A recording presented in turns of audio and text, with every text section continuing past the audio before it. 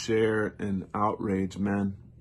This is happening too much. And even my caption said, is this routine becoming familiar? The routine of posting about about unarmed black folks being brutalized,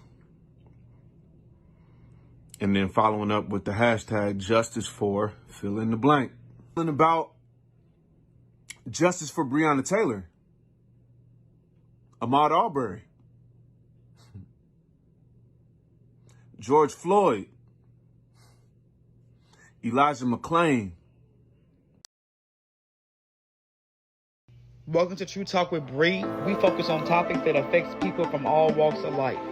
Any videos or pictures that you see included in my video are protected by the Fair Use Act. Anything that I talk about in my videos are alleged unless it has been proven. My videos are for educational purposes only. If you like the content, please like, subscribe, and share.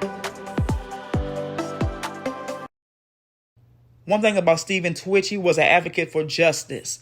On Truth Talk with Bree today, this story comes out of Aurora, Colorado.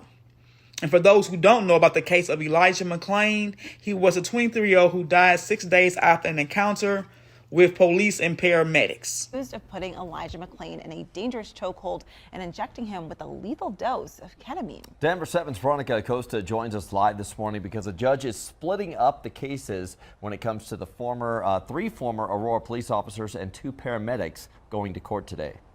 They are. This Adams County judge has ruled that the trials of those 5 Aurora police officers and paramedics that were charged in the death of Elijah McClain are going to be split up into 3 different proceedings. So let's run you through how exactly this is going to work. There's going to be a joint trial held for the 2 paramedics who injected McClain with that sedative ketamine. Another joint trial will be held for the 2 former officers charged. And then there's going to be that 3rd trial held for the former officer, Nathan Woodyard, who put McClain in that chokehold. The 5 officers and the paramedics, they face a combined 32 counts in the death of McClain. And the decision to actually go ahead and split up those proceedings, it was announced on Wednesday night. The judge who made it said that while the 5 defendants were indicted under one proceeding, the quote, factual circumstances do not neatly follow a typical co-defendant criminal matter. All 5 of those defendants, they're expected to enter pleas today in an Adams County courtroom. Of course, we're going to cover that for you and keep you updated with any new information. We're live in Denver this morning. I'm Veronica Acosta, Denver 7. The significance about this case, here it is another unarmed black man who dies by the hands of police officers, but in this case as well as paramedics. If y'all already had him in a chokehold, and if y'all had already detained him so far as in, if his arms are already behind his back, why was there a need to administer him with this drug? We are not animals. We are not y'all enemy. We should be respected the same way you want to be respected. The same way y'all want to make it home. I'm talking to the cops. The same way y'all want to make it home to y'all families, we want to make it home too. Now, a lot of these police brutality cases, we are just minding our business. We can't walk. We can't even, put our hands up, put our hands down, sleep in our house. And that's how we're losing our lives. By the hands of police officers. Police brutality. This man wasn't bothering anybody. He deserved to make it home to his family. He was just walking, minding his business.